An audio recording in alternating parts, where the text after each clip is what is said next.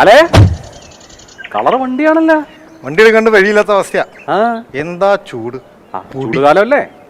ചൂട് മാത്രോ, പൊടി, തണുപ്പ്. രാവിലെ ഭയങ്കര തണുപ്പ്. ആ ചുമയും പനിയും മാറിയിട്ട് നേരമില്ല. ഇനി അങ്ങോട്ട് ഇലക്ഷന്റെ ചൂടും പൊട്ടിപ്പാറുന്ന പോരാട്ടമാണ് വരാൻ പോണേ. വടകരയിലെ ടീച്ചറമ്മയാണല്ലേ സ്ഥാനാർത്ഥി? അല്ലല്ലേ? പക്ഷേ മുരളീധരനാണല്ലോ ഇത് സ്ഥാനാർത്ഥി. മുരളീധരനും ടീച്ചറമ്മയും നേരിട്ട് മത്സരിക്കുമ്പോൾ എന്താ അവിടെ സംഭവിക്കുക?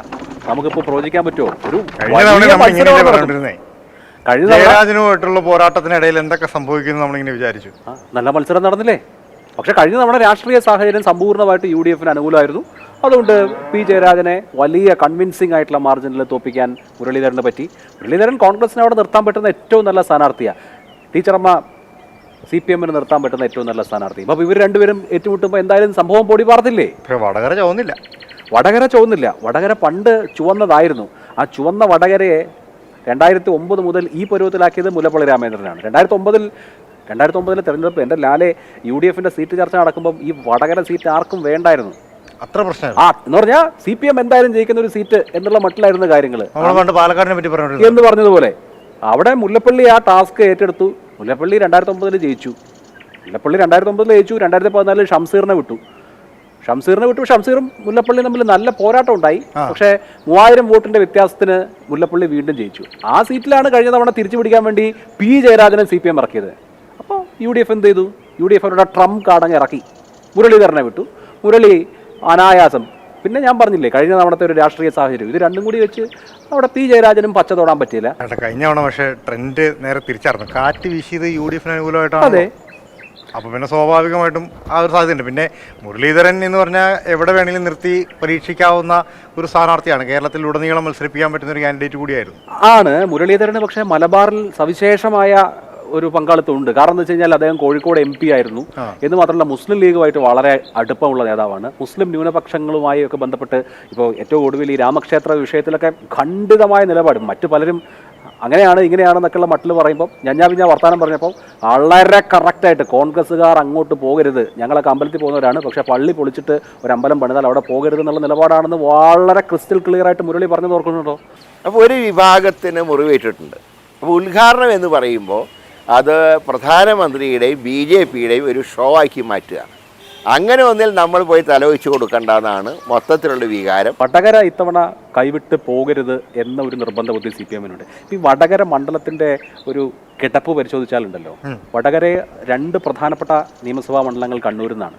ഈ ശൈലജ ടീച്ചർ തന്നെ പ്രതിനിധീകരിച്ച കൂത്തുപറമ്പ്, അവർ കൂത്തുപറമ്പിൽ നിന്ന് ജയിച്ചിട്ടാണ് മന്ത്രിയായത് 1ാം പിണറായി സർക്കാരിൽ. ആ കൂത്തുപറമ്പും തലശ്ശേരിയും, കണ്ണൂർ ജില്ലയിലെ കൂത്തുപറമ്പും തലശ്ശേരിയും വടകര മണ്ഡലത്തിൻ്റെ ഭാഗമാണ്. പിന്നെ ബാക്കി കോഴിക്കോട് ജില്ലയിലെ 5 മണ്ഡലങ്ങൾ, വടകര, നാദാപുരം, കുറ്റ്യാടി പോലെയുള്ള മേഖലകൾ. അപ്പോൾ കണ്ണൂർ ജില്ലയിലെ മണ്ഡലങ്ങളിൽ നിന്ന് വലിയ തോതിൽ വോട്ട് ഇത്തവണ കിട്ടും എന്നവർ പ്രതീക്ഷിക്കുന്നുണ്ട്. വലിയ മേൽക്കൈ കിട്ടും എന്നവർ പ്രതീക്ഷിക്കുന്നുണ്ട്. ഒന്നാമത്തെ കാര്യം. രണ്ടാമത്തേത്, ഈ കഴിഞ്ഞ നിയമസഭാ തെരഞ്ഞെടുപ്പിൽ വടകരയിൽ KK രമ ജയിച്ചതൊഴിച്ചാൽ, വടകര നിയമസഭാ മണ്ഡലത്തിൽ KK രമ ജയിച്ചതൊഴിച്ചാൽ ബാക്കി ഈവൻ കുറ്റ്യാടി പോലും CPM ജയിച്ച സീറ്റുകളാണ്. അപ്പോൾ ആ നിലയ്ക്ക് നോക്കിക്കഴിഞ്ഞാൽ, വോട്ടർമാരുടെ ആ നിലയ്ക്കുള്ള പ്രിഫറൻസ് ഒക്കെ നോക്കിക്കഴിഞ്ഞാൽ നിയമസഭയും ലോക്സഭയും രണ്ട് തരത്തിലുള്ള വോട്ടിംഗ് ആണ്. പക്ഷേ എന്നാൽ പോലും നിയമസഭയുടെ കണക്കൊക്കെ നോക്കിക്കഴിഞ്ഞാൽ കണക്കിൽ 2021 വോട്ടിൻ്റെ കാര്യത്തിൽ ഒരു വലിയ മേൽക്കൈ LDF-നെ സംബന്ധിച്ചു. അപ്പോൾ ഒന്ന് ശൈലജ ടീച്ചറുടെ ജനകീയത, 2 തലശ്ശേരി കൂത്തുപറമ്പ് പോലുള്ള മണ്ഡലങ്ങളിലെ CPM-ന്റെ സംഘടനാ അടിത്തറ, ബാക്കി ഈ കോഴിക്കോട് ജില്ലയിലെ മണ്ഡലങ്ങളിൽ കഴിഞ്ഞ നിയമസഭാ തെരഞ്ഞെടുപ്പിൽ കിട്ടിയ അഡ്വാൻറ്റേജ്, CPM-ന് വോട്ട് സമാഹരിക്കാൻ പറ്റുന്ന മേഖലകളാണ് ഈ പറഞ്ഞ മേഖലകളൊക്കെ. അപ്പോൾ ഇതൊക്കെ കൂടി നോക്കിക്കഴിഞ്ഞു കഴിഞ്ഞാൽ വടകരയിൽ നമ്മൾ വിചാരിക്കുന്നതിനപ്പുറത്ത് പോരാട്ടം പോകും. പിന്നെ BJP-യുടെ സ്ഥാനാർത്ഥി ആരാണെന്നുള്ളതും നമുക്കറിയണം. കഴിഞ്ഞ 2 തവണയും VK സജീവനാണ് മത്സരിച്ചത്. ആ മേഖലയിൽ നിന്നുള്ള നേതാവാണ്. BJP-യുടെ സ്ഥാനാർത്ഥി എന്തായാലും ആരാണ് എന്നുള്ളത് അറിയാനിരിക്കുന്നേ ഉള്ളൂ. BJP സ്ഥാനാർത്ഥിയൊക്കെ പ്രഖ്യാപിക്കാൻ ലേറ്റ് ആവുകയാണ്. സജീവൻ തന്നെ ആയിരിക്കും ഒരു പക്ഷേ, അല്ലെങ്കിൽ ചിലപ്പോൾ ആ മേഖലയിൽ നിന്നുള്ള MT രമേശിനെ പോലുള്ള നേതാക്കളൊക്കെ മത്സരിക്കാം, നമുക്കറിയാൻ പാടില്ല. എന്ത് തന്നെ ആയാലും ഈ നിയമസഭാ തെരഞ്ഞെടുപ്പിൽ ഏറ്റവും ശ്രദ്ധേയമായ മത്സരം നടക്കുന്ന മണ്ഡലം വടകരയായിരിക്കും, എനിക്കൊരു സംശയമില്ല. ഇപ്പോൾ ടീച്ചറാണ് വരുന്നതെങ്കിൽ നല്ല കരുത്തുള്ള സ്ഥാനാർത്ഥി തന്നെയാണ്. ഇപ്പോൾ കഴിഞ്ഞ തവണ 5 ലക്ഷത്തിൽ പരം വോട്ടുകൾ K മുരളീധരനെ സംബന്ധിച്ച് സമാഹരിക്കാൻ കഴിഞ്ഞു. അതേസമയം ജയരാജൻ CPM-ന് സാധാരണ നിലയിൽ കിട്ടേണ്ട വോട്ടുകളൊക്കെ വാങ്ങിക്കുകയും ചെയ്തു. ഒന്ന് നോക്കിക്കേ. അപ്പോൾ ഈ തരത്തിലുള്ള ഒരു വോട്ടിംഗ് ആണ് കഴിഞ്ഞ തവണ നടന്നത്. അപ്പോൾ ഈ ഗ്യാപ്പിനെ കുറയ്ക്കുക, അതിൽ കൂടുതൽ വോട്ടുകൾ നേടുക എന്നുള്ളതാണ് ശൈലജ ടീച്ചറിൽ അർപ്പിതമായിരിക്കുന്ന അവരുടെ ഏറ്റവും പ്രധാനപ്പെട്ട ദൗത്യം. ശരിക്കും പറഞ്ഞാൽ ഇത്തവണ ഒരു ഡേറ്റ് മത്സരമായിരിക്കും. ഈ തവണ നല്ല മത്സരമായിരിക്കും, ഒരു സംശയവും വേണ്ട ലാലെ. കേരളം കാത്തിരിക്കുന്ന പോരാട്ടം നമുക്ക് വടകരയിൽ കാണാം, ഒരു സംശയവും വേണ്ട. അപ്പോൾ സ്വാഭാവികമായിട്ടും ഇത്തവണ ഒരു കനത്ത പോരാട്ടം LDF ഉം UDF ഉം തമ്മിൽ തന്നെയായിരിക്കും വടകര നടക്കാൻ പോകുന്നത്. ഒരു സംശയമില്ല, BJP അവിടെ വലിയൊരു ഫാക്ടർ അല്ല. അപ്പോൾ നമുക്കൊരു നല്ല LDF UDF പോരാട്ടം കാണാം വടകരയിൽ. RMPയുടെ സ്വാധീനം എത്രത്തോളം ഉണ്ടെന്നുള്ളതും വിലയിരുത്തപ്പെടും. അതെ, ശ്രീ രാഹുൽ ഗാന്ധി വയനാട്ടിലേക്ക് വരും. അല്ല, ബാക്കിയുള്ള കാര്യങ്ങളൊക്കെ ഞാൻ സമ്മതിച്ചു. പക്ഷെ എനിക്കൊരു സംശയം, നമ്മൾ ഈ 20 മണ്ഡലങ്ങൾ പറഞ്ഞല്ലോ, അവിടെയൊക്കെ മിക്കവാറും സിറ്റിംഗ് MP മാരായിരിക്കും മത്സരിക്കുക എന്നാണ് പറഞ്ഞു വന്നത്. വയനാട് സിറ്റിംഗ് MP തന്നെ മത്സരിക്കാനാണ് സാധ്യത. രാഹുൽ ഗാന്ധി എവിടെന്നെങ്കിലും മത്സരിക്കണ്ടേ? രാഹുൽ ഗാന്ധിക്ക് ഇപ്പോൾ വയനാട് തന്നെ മത്സരിക്കണമെന്നൊന്നുമില്ലല്ലോ. അല്ല, കോൺഗ്രസിനെ സേഫ് സീറ്റ് സേഫ് സീറ്റ് ഒരുപാടൊന്നുമില്ല. അപ്പോൾ രാഹുൽ ഗാന്ധി എന്തായാലും ഉത്തരേന്ത്യയിൽ എവിടെയെങ്കിലും മത്സരിക്കുക. അമേത്തി തന്നെ ആയിരിക്കുമോ, അതോ ഇപ്പോൾ സോണിയാഗാന്ധി മത്സരിക്കുന്നില്ല, ചിലപ്പോൾ റായ്ബറേലിയിലായിരിക്കും. രാഹുലിനെ കർണാടകയിൽ നിന്ന് മത്സരിപ്പിക്കണം ഉള്ള നീക്കമൊക്കെ ഉണ്ട്. പക്ഷെ എന്തായാലും രാഹുൽ വയനാട് വിടില്ലെന്നാണ് എനിക്ക് തോന്നുന്നത്. ഇനി അഥവാ രാഹുൽ വന്നില്ലെങ്കിൽ സംഭവങ്ങളാകെ മാറും. രാഹുൽ വന്നില്ലെങ്കിൽ സംഭവം മാറും. രാഹുൽ വന്നു കഴിഞ്ഞാൽ കോൺഗ്രസ്സുകാർക്ക് ഒരു കോൺഫിഡൻസ് ആയല്ലോ, കഴിഞ്ഞ തവണത്തെ പോലെ ഇത്തവണ ഉണ്ടാവുന്നത്. വയനാട്ടിൽ കാര്യമൊന്നും മാറില്ല, ഓവറോളാണ് ഞാൻ പറഞ്ഞത്. അല്ല, കഴിഞ്ഞ തവണത്തെ ഒരു ഓളവും കാര്യങ്ങളൊക്കെ ഇപ്പോഴും നിൽക്കുന്നുണ്ടെന്ന് തോന്നുന്നുണ്ടോ? കഴിഞ്ഞ തവണത്തെ ഓളം അതുപോലെയൊന്നും ഇനിയിപ്പോൾ റിപ്പീറ്റ് ചെയ്യാൻ പറ്റത്തില്ല. എന്നാലും രാഹുൽ ഗാന്ധി വന്നു കഴിഞ്ഞാൽ കോൺഗ്രസിന് അതൊരു ബലമാണ്, ഒരു ഊർജ്ജമാണ്. ഞാൻ വിചാരിക്കുന്നില്ല രാഹുൽ വയനാടിനെ കളഞ്ഞിട്ട് പോകുന്നു. കഴിഞ്ഞ തവണത്തെ കണക്ക് കണ്ടാലുണ്ടല്ലോ, കേരളത്തിൽ ഇന്നേ വരെ ഒരു ലോക്സഭാ മണ്ഡലത്തിൽ ഇല്ലാത്ത ഭൂരിപക്ഷമാണ്. 4,30,000-ൽ പരം വോട്ടുകൾക്കാണ് കഴിഞ്ഞ തവണ രാഹുൽ ഗാന്ധി അവിടെ ജയിച്ചത്. അപ്പോൾ അതാലോചിക്കണം. ഇതുപോലത്തെ ഒരു റിസൾട്ട് വേറെ ഒരിടത്തും ഉണ്ടായിട്ടില്ല. രാഹുൽ ഗാന്ധി അവിടെ മത്സരിച്ചപ്പോൾ കക്ഷി രാഷ്ട്രീയ ഭേദമില്ലാതെ മലയാളികൾ രാഹുൽ ഗാന്ധിയെ ജയിപ്പിച്ചിട്ടുണ്ട്. പക്ഷെ കഴിഞ്ഞ പോലെ എല്ലാ കാര്യങ്ങളും, കഴിഞ്ഞ തവണ പ്രധാനമന്ത്രി സ്ഥാനാർത്ഥി ജയിച്ച പ്രധാനമന്ത്രി കേരളത്തിൽ നിന്നുള്ള ആള്, പിന്നെ BJPക്ക് എതിരായിട്ടുള്ള ബദല്, അങ്ങനെ കുറെ സാധനങ്ങൾ ഉണ്ടായിരുന്നു. ഇത്തവണ അതല്ല രാഷ്ട്രീയ കാലാവസ്ഥ. അല്ല, ഇത്തവണ അതല്ല രാഷ്ട്രീയ കാലാവസ്ഥ. പക്ഷേ ഇവിടെ എല്ലാം ഡൺ ഡീലാണെന്നൊന്നുമില്ല. ഇന്ത്യ മുന്നണിയുടെ സീറ്റ് ഷെയറിംഗ് ഒക്കെ കഴിഞ്ഞു വരുന്നു, പലയിടത്തും മുന്നണിയായി മത്സരിക്കുന്നു. അപ്പോൾ കോൺഗ്രസിനും അതല്ലെങ്കിൽ കോൺഗ്രസിൻ്റെ സഖ്യകക്ഷികൾക്കും അധികാരത്തിൽ വരാൻ പാടില്ലായൊന്നുമില്ല. അതുകൊണ്ട് കഴിഞ്ഞ തവണത്തേതുപോലെയുള്ളൊരു അന്തരീക്ഷം ഇല്ലെങ്കിലും ഇത്തവണയും രാഹുൽ ഗാന്ധി തന്നെ പ്രതിപക്ഷ ബ്ലോക്കിനെ അല്ലെങ്കിൽ ഇന്ത്യ മുന്നണിയെ നയിക്കുന്നു എന്നൊരു പ്രതീതി ഇലക്ഷൻ സമയമൊക്കെ ആകുമ്പോഴേക്ക് വരും. പിന്നെ ഈ CPM-നെ പിണക്കണ്ട, ഇന്ത്യ സഖ്യത്തിലെ ഒരു ഘടകകക്ഷിയാണല്ലോ CPM. CPM-നെയോ അല്ലെങ്കിൽ CPI-യോ ഒക്കെ പിണക്കണ്ട, ഞാൻ BJPക്കെതിരെ മത്സരിക്കേണ്ട, ഞാൻ അവിടെ പോയി CPI-യുടെ സ്ഥാനാർത്ഥിക്കെതിരെ മത്സരിക്കണോ എന്നൊക്കെയുള്ള തോട്ടിൽ രാഹുൽ ഗാന്ധി വരാതിരുന്നാലേ ഉള്ളൂ. അല്ലെങ്കിൽ രാഹുൽ ഗാന്ധിക്ക് ഈ രാജ്യത്ത് തന്നെ ഏറ്റവും സേഫ് ആയിട്ടുള്ള സീറ്റല്ലേ വയനാട്. അതെ, കഴിഞ്ഞ തവണ അവിടെ നോക്കുവാണെങ്കിൽ ഈ BDJs ആണ് സീറ്റ് ചോദിച്ച് കുറച്ച് മേടിച്ച് അവിടെ വന്ന് മത്സരിക്കുക. പ്രത്യേകിച്ച് രാഷ്ട്രീയ സ്വാധീനങ്ങളൊന്നുമില്ലാത്ത ഒരു പാർട്ടി അവിടെ വന്ന് മത്സരിക്കുന്നു. എതിരെ മത്സരിച്ച് CPI ആണ്. ഈ രാഹുൽ ഗാന്ധിയെ പോലെ വലിയൊരു കാൻഡിഡേറ്റിനെതിരെ, ഒരു ഓൾ ഇന്ത്യ ലെവലിൽ ഫെയിമായിട്ട് നിൽക്കുന്ന ഒരു കാൻഡിഡേറ്റിനെതിരെ അവർ മത്സരിക്കുമ്പോൾ അവർക്ക് ഏതെങ്കിലും തരത്തിൽ പ്രതീക്ഷിക്കുന്നൊരു വക വേണ്ടായിരുന്നു. അല്ല, ഇതിൻ്റെ ഒരു കാര്യം എന്താ വെച്ച് കഴിഞ്ഞാൽ, അത് CPI മത്സരിക്കുന്ന സീറ്റാണ്. 2009-ലാണ് വയനാട് മണ്ഡലം ഉണ്ടാകുന്നത്. 2009 മുതൽ CPI ആണ് മത്സരിക്കുന്നത്. അതിൽ തന്നെ ഏറ്റവും നല്ല മത്സരം വന്നത് 2014-ലാണ്. സത്യൻ മൊകേരി മത്സരിച്ചപ്പോൾ, സത്യൻ മൊകേരി MI ഷാനവാസും തമ്മിൽ മത്സരിച്ചപ്പോൾ വളരെ കുറവായിരുന്നു ഭൂരിപക്ഷം. എനിക്ക് തോന്നുന്നു 20,000-ന്റെ പരിസരത്ത് മാത്രമായിരുന്നു MI ഷാനവാസിൻ്റെ ഭൂരിപക്ഷം. അതിനുമുമ്പ് അദ്ദേഹം 1,00,000-ൽ കൂടുതൽ വോട്ടിനാണ് ആദ്യത്തെ തവണ ജയിച്ചത്. 2014-ൽ ടൈറ്റായി. കഴിഞ്ഞ തവണ രാഹുൽ ഗാന്ധിയാണ് മത്സരിച്ചത്. അപ്പോൾ രാഹുൽ ഗാന്ധിക്കെതിരെ മത്സരിക്കുക എന്ന് പറയുന്നത് വെറും ചടങ്ങാണ് എന്നുള്ള ഒരു അവസ്ഥ ഉണ്ടായിരുന്നല്ലോ. ഒരു പക്ഷേ രാഹുൽ ഗാന്ധി അല്ലായിരുന്നെങ്കിൽ CPIക്ക് ആ മണ്ഡലം പിടിക്കാൻ പറ്റുമായിരുന്നു. ടഫാ. കാരണം എന്താ വെച്ച് കഴിഞ്ഞാൽ വയനാട് മണ്ഡലത്തിൻ്റെ ഒരു കോമ്പോസിഷൻ ശരിക്കും UDF-ന് നല്ല മേൽക്കൈ ഉള്ളതുപോലെയാണ്. ഇപ്പോൾ മലപ്പുറം ജില്ലയിലെ 3 മണ്ഡലങ്ങളുണ്ട്. വണ്ടൂരുണ്ട്, നിലമ്പൂരുണ്ട്, ഏറനാടുണ്ട്, തിരുവമ്പാടി കോഴിക്കോട് ജില്ലയിൽ നിന്ന്, പിന്നെ വയനാട് ജില്ലയിലെ 3 നിയമസഭാ മണ്ഡലങ്ങളും ചേർന്നതാണ് ഈ വയനാട് കോൺസ്റ്റിറ്റ്യുവൻസി. ഇതിലിപ്പോൾ തിരുവമ്പാടി അതുപോലെ തന്നെ നിലമ്പൂരൊക്കെ LDF-ൻ്റെ കയ്യിലാണ് സംബന്ധിച്ചത്. അതൊക്കെ നിയമസഭാ ഇലക്ഷനിലെ കടുത്ത പോരാട്ടത്തിൻ്റെ ഭാഗമായിട്ടാണ്. ബാക്കി ഈ പറഞ്ഞ മലയോര മണ്ഡലങ്ങളൊക്കെ എന്ന് പറയുന്നത് പൊതുവെ UDF-ന്റെ ശക്തി കേന്ദ്രങ്ങളാണ്. ഇത്തവണ ആനി രാജ വന്നിട്ട് വേർക്കേണ്ടി വരുമോ? ആനി രാജ വരുന്നത് ഒരു ദേശീയ നേതാവ് രാഹുൽ ഗാന്ധിക്കെതിരെ മത്സരിക്കുന്നു എന്നുള്ള ഒരു സാഹചര്യം കൂടി കണ്ടിട്ടാകാം. ആനി രാജ എന്തായാലും നല്ല കാൻഡിഡേറ്റ് ആണെന്നുള്ള കാര്യത്തിൽ തർക്കമൊന്നുമില്ല. BJP-യുടെയും പ്രധാനപ്പെട്ട, രാഹുൽ ആണെങ്കിൽ BJP ഒരു പ്രധാനപ്പെട്ട നേതാവിനെ തിരുവനന്തപുരത്ത് പറഞ്ഞു കേട്ട പോലത്തെ കുറെ കഥയൊക്കെ വയനാടിനെ പറ്റി.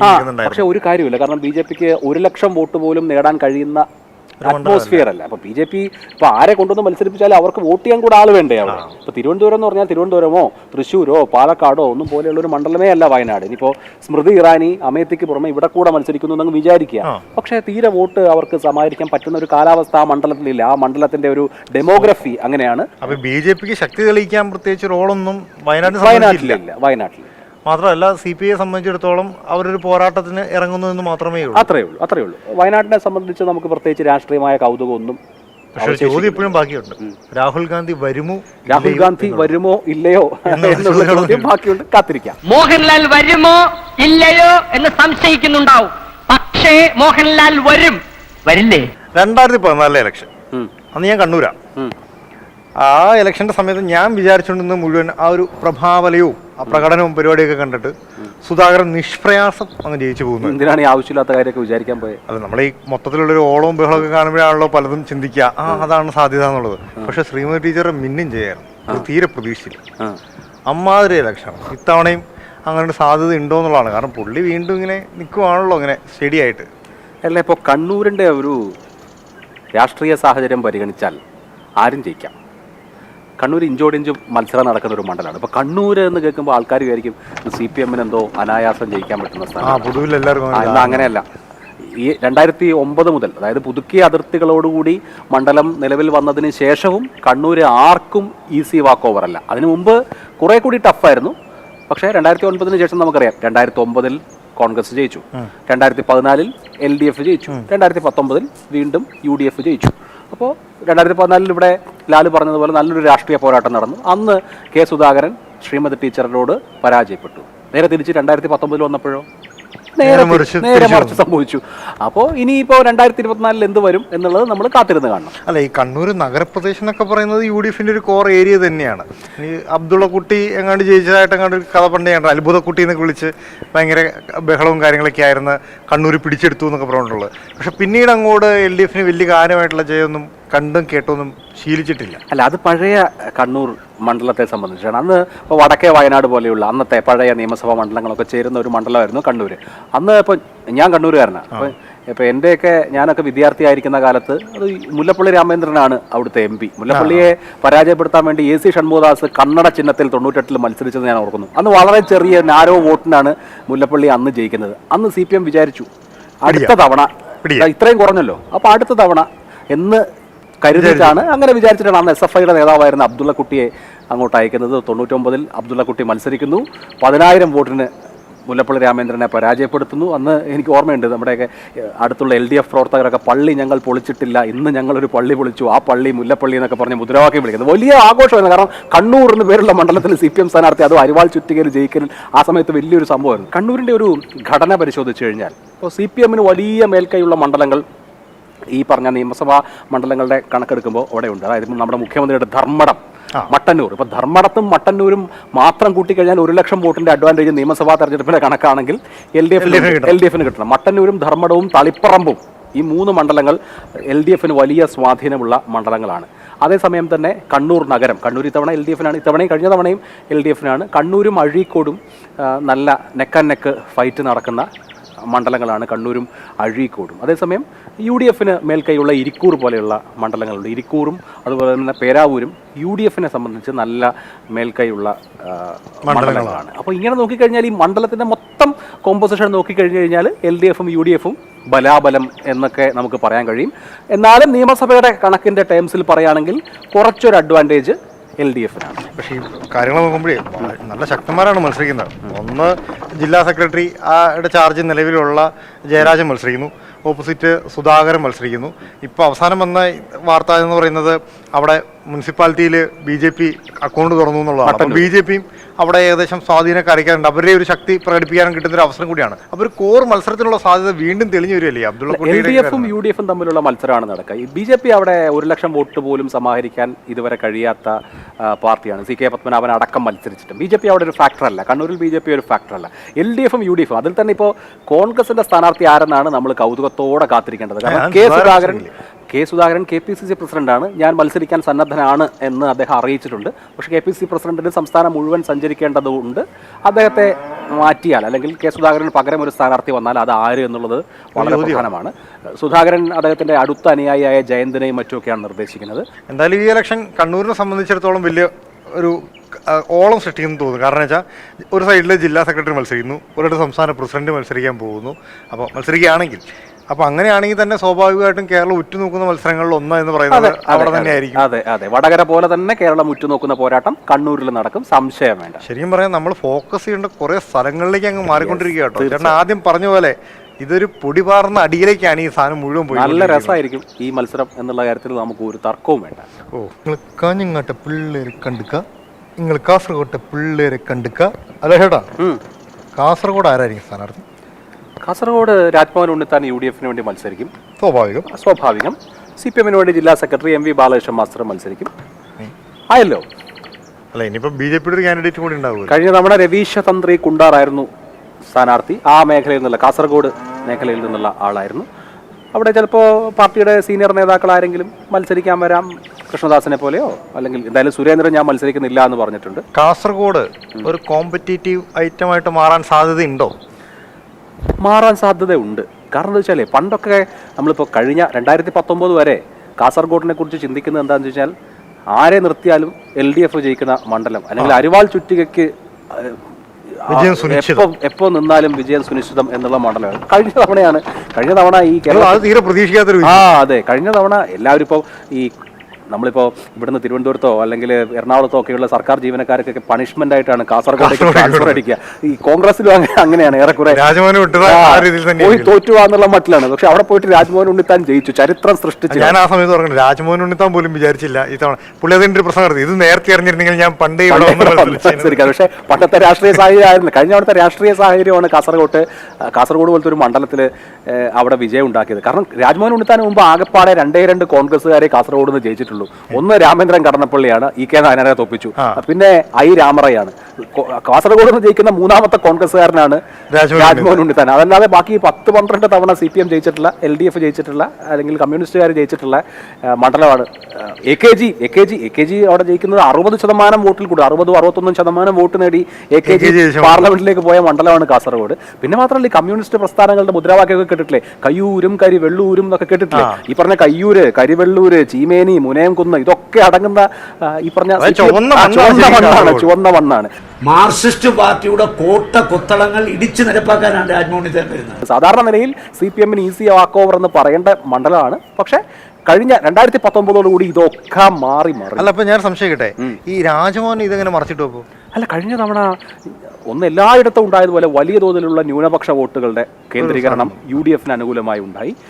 ഒരു കോൺഗ്രസ് സർക്കാർ വരുമെന്ന പ്രതീതിയുടെ അടിസ്ഥാനത്തിൽ കോൺഗ്രസ് സ്ഥാനാർത്ഥികൾ ജയിക്കണം എന്നുള്ള ഒരു നിലയിൽ അപ്പോൾ CPM പ്രവർത്തകരുടെ കുടുംബങ്ങളിൽ നിന്ന് പോലും വോട്ട് പല മണ്ഡലങ്ങളിലും കോൺഗ്രസിന് പോയിട്ടുണ്ട്. അതാണ് കഴിഞ്ഞ തവണ സംഭവിച്ചിട്ടുള്ളത്. ആ ഒരു വേലിയേറ്റത്തിലാണ് രാജ്മോഹൻ ഉണ്ണിത്താൻ അവിടെ MP ആയത്. അത് ഇത്തവണ അതുപോലെ അവിടെ നിലനിൽക്കുന്നുണ്ടോ എന്നുള്ളത് സംശയമാണ്. പിന്നെ അവിടെ പോയി രാജ്മോഹൻ ഉണ്ണിത്താൻ അവിടെ ചെന്ന ശേഷം ഭയങ്കര ജനകീയനായി. അവിടെ കാസർഗോഡ് ഫുൾ ടൈം പുള്ളി സജീവമാണ്. അല്ല, പക്ഷേ കഴിഞ്ഞ തവണത്തെ സാഹചര്യങ്ങളെല്ലാം ഇപ്പം എല്ലാ മണ്ഡലം മാറിയല്ലോ, അവിടെയും മാറിയുണ്ടാവില്ല. പിന്നെ മാത്രമല്ല രാജ്മോഹൻ അവിടുത്തുകാരനല്ല, ഒന്നാമത്തെ കാര്യം. സ്വാഭാവികമായിട്ട് അവർക്ക് അവരുടേത് ഒരു പ്രാദേശികവാദവും രാഷ്ട്രീയ സ്വഭാവവും എല്ലാം ഉള്ള ആളുകളാണ് കാസർഗോഡുകാർ. അത് ഇത്തവണത്തെ ഇലക്ഷനിൽ റിഫ്ലക്ട് ചെയ്യാതിരിക്കാനുള്ള സാധ്യതകൾ നമുക്ക് അങ്ങനെ പൂർണ്ണമായിട്ടും തള്ളിക്കളയാൻ പറ്റും. അല്ല, അങ്ങനെ ഇപ്പം നമുക്ക് കാസർഗോഡുകാരെ മാത്രമേ ജയിപ്പിക്കൂ എന്നുള്ളതൊന്നുമല്ല. രാഷ്ട്രീയ സാഹചര്യം അനുസരിച്ചിട്ടാണല്ലോ, രാഷ്ട്രീയമാണല്ലോ ഇതിനെയൊക്കെ നിർണ്ണയിക്കുന്നത്. പൊളിറ്റിക്കലായിട്ടുള്ളൊരു മണ്ഡലമാണ് കേട്ടോ കാസർഗോഡ്.